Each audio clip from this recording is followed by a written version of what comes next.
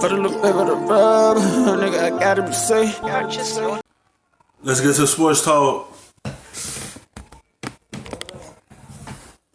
No more for Ole Miss and Matt Luke. He played there. His family is entwined. It matters. They fired him.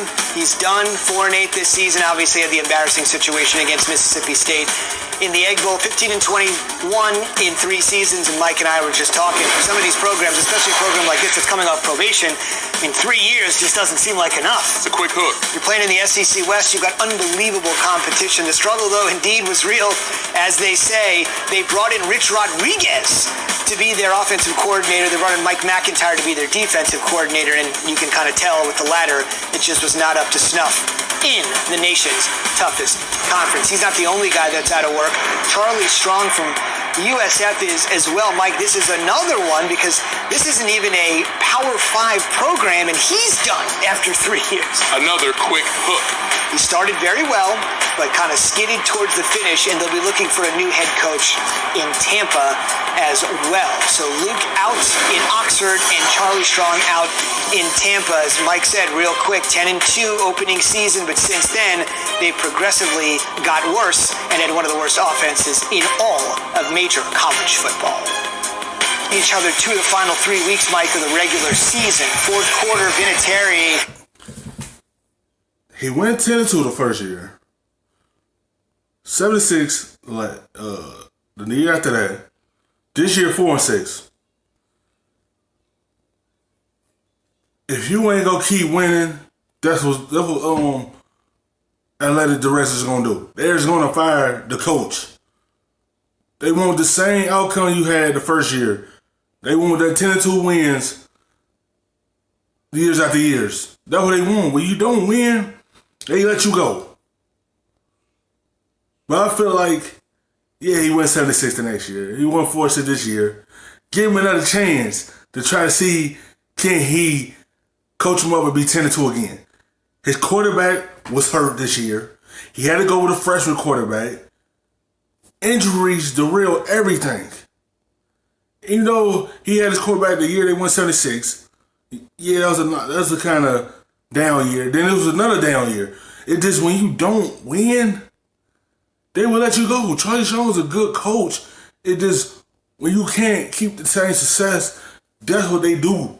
They let you go. I can see in Ole Miss, even though they got little penalties going on with their program, they can't really go to a bowl game, I think. He haven't been winning. They gave him 3 years to see what can he do. In the 3 years, he haven't put a winning record together. He's in a tough conference. And then he got to do the recruiting to come there. But all the recruits he probably going to, either going to Auburn, Alabama, LSU. The 3 top schools, that's where most of the good recruits are going. So he kind of put nothing together. And they had to let him go. Because they looking for success in a program. It's blocked. Second block kick of the game, 3 missed field goal attempts. Every Monday, Frank Reich just stands there and says, he's our guy, he's our guy, he's our guy, he's our guy. Tomorrow might be a little bit different, because if they have any designs in the playoffs, you feel good about Vinatieri rolling out there right now to kick your game-winning field goal? Not right now, but he is Adam Vinatieri, like you wouldn't bet against him in the playoffs, though, right? No question. I mean, lifetime of accomplishments. That's picked. Henry, 149 yards on the ground and a touchdown again. They'll meet in week 15 and week 17, and we'll see what kind of stakes those 2 games would have, especially that last one. That could be huge because there's only 1 game separating both the Titans and the Colts. So we'll have to wait to see how that all plays out in what right now is a very interesting AFC South with the Texans bike ready to go tonight. All right, the Packers had a dud of a game last Sunday night against the Niners. Get a chance to get right against the Giants and some snow. It'd be the time to hang it up. You one of the best kickers of all time. But he been up and down this year. It might be that time to move on from out of Vinatieri. Even though he's a legendary kicker, but this year he ain't got it no more. He been missing too many kicks. and it caused them games. The block kicks ain't on him. It's only the block well for him. But at the same time, he been missing so many kicks, and it had to result into wins because they important points when they put him in, but he been missing them. He been saying this is God, but you might have to move on and go younger. Welcomed into the New York, New Jersey area. Aaron Rodgers looking for Alan Lazard.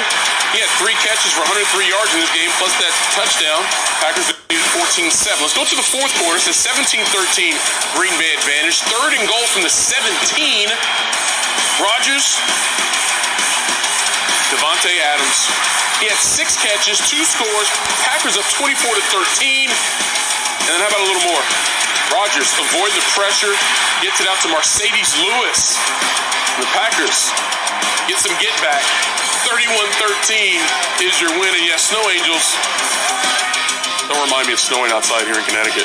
But there you see it, 31-13 the final. Rodgers' 23rd career game with 4 passing touchdowns, tying Brett Favre for the 4th most in NFL history. First road game with 4 passing touchdowns since Week 17 against the Lions back in 2016. Oh yeah, Matt LaFleur. His first year there in Green Bay, he matches Mike Holmgren and Mike Sherman for the most wins by first-year Packers head coach. Weather wasn't that much better between the 49ers and the Ravens, Mike, raining in Baltimore. The Packers needed this game because the last outing wasn't good, especially against a quality team on prime time. They got stumped. They needed this win to get their confidence back up. Play against a team that don't have a good defense and you have a good offense to be able to dominate that defense. That last game against San Francisco, they stopped them from doing a lot of things. They took Adams away. They took the run game away. It had to be the other guys to step up for them in that San Francisco game. But nobody stepped up. But this game, everyone stepped up in this game. This is a win they needed to get their confidence back to a high level. Baltimore ready to go. Early second. After the game, Kyle Shanahan said maybe we'll see them one more time, which would essentially say we might see in Miami at the Super Bowl. Lamar is from Miami. Get the stories ready, Mike. We do story after story after story. Absolutely. On that, with Lamar returning, if indeed they can get to football's biggest game. That was a great 7-yard run there. This a little too easy, just slicing through the left side. 3rd game this season that Lamar's had a rushing and a passing TD, and the Ravens have a 14-7 lead. Big 4th down here for Kyle Shanahan and the Niners. Garoppolo batted at the line. The 49ers will turn it over on downs. Baltimore will get it back. 2 minutes to go. Big 3rd and 1 for them. 49ers at a timeout. There's really nothing they can do here to stop the clock, so the Ravens can just milk this thing down from 157 down to 3. Justin Tucker, as reliable perhaps right now as Vinatieri is not, from 49 yards in awful weather, and it's true. And the Ravens take down the 49ers 2017, although no rest for the weary. The Ravens are going to Buffalo, who had that impressive win on Thanksgiving Day, and how about the 49ers' tough second-half schedule continues. They will be in New Orleans. Bad weather. This game right here, you're going to have to run the ball in this tight weather. And it was a kind of a defensive game as well. But in this tight weather, you're going to have to run the football. So it fits both of their teams, because San Francisco a running team as well, but the Ravens is a strong running team. That's why they could keep up in this game, because they fit this type of style of weather. When the weather is bad, they is a running team. So it was kind of their advantage because they run before they even pass. There is a running type team. So this weather right here, when it's weather like this, you had to keep it on the ground mostly, because the football can slip out your hands. And at some point, you're going to have to use your running game in this tight weather, when it all matters if you be in this tight weather again. after the 49ers stopped Aaron Rodgers, are unable to stop Lamar Jackson, but in their defense, who has been able to do that? Sal Paolantonio saw one of the most thrilling games of the NFL season. He joins us tonight here on SportsCenter. Final margin was 3, Sal, but in reality, what really made the difference? Well, you have to go back to Lamar Jackson, right, Zubin? The numbers don't jump off the page. It wasn't the pyrotechnic Lamar Jackson and Baltimore Ravens offense, but when they needed him to make plays in the final drive to set up the 49-yard game-winning field goal by Justin Tucker, it was Lamar Jackson's run on 4th and 1 that converted to a first down, and then Lamar Jackson's run on a 3rd and 1 that converted a first down. So in many ways, even though he really was a guy who was heroic and got everybody's attention the first 12 weeks, this may be his best game, because when they needed him to grind it out in a game-winning drive at home, bad conditions, they were getting no push up the middle. The Niners defensive tackles are for real. They shut down Mark Ingram in the middle, so the only thing opened up was Lamar Jackson on the edges, and he had to grind out a win. So in many ways, this was a coming. That's an advantage for everybody, over everybody. They can control the clock because they mostly had the football because they running it down. So you have to slow down a running attack. You slow down Ingram, but it's hard to predict what Lamar's going to do. Everyone tried to prepare for him. You had to try to contain him. Don't try to stop him. Try to contain him. And they couldn't do that.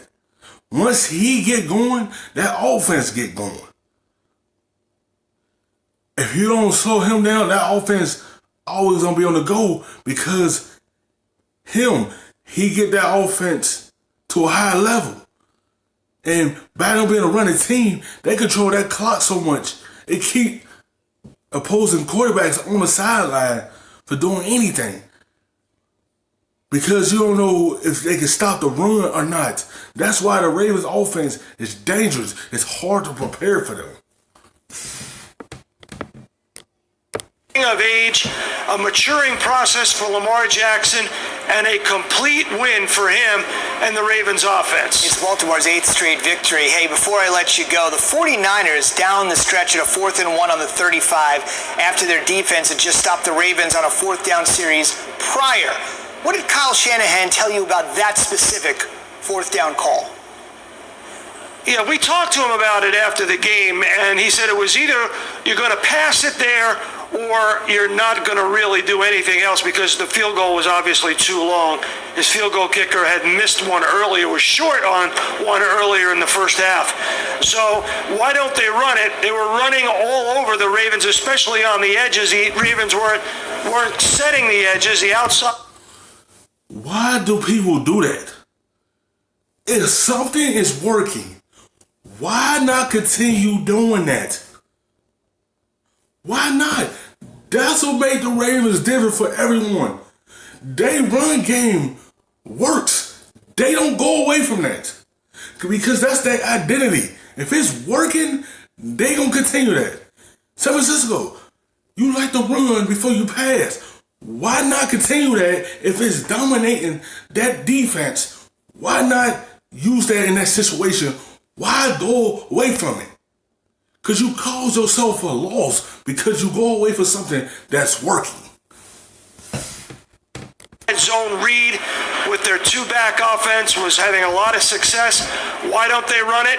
He said basically because the Ravens were stuffing the middle at the end of the game, weren't giving anything up, and they didn't want a chance going outside, bouncing outside, so they decided to throw it, which in the view of many people was a low percentage play at that point. But that was the decision-making process of both the head coach and Jimmy Garoppolo at the line of scrimmage. He could have changed the play, but decided not to. Interesting to hear that rationale. Tough, gritty game, and guess what? Tough, gritty games await both teams.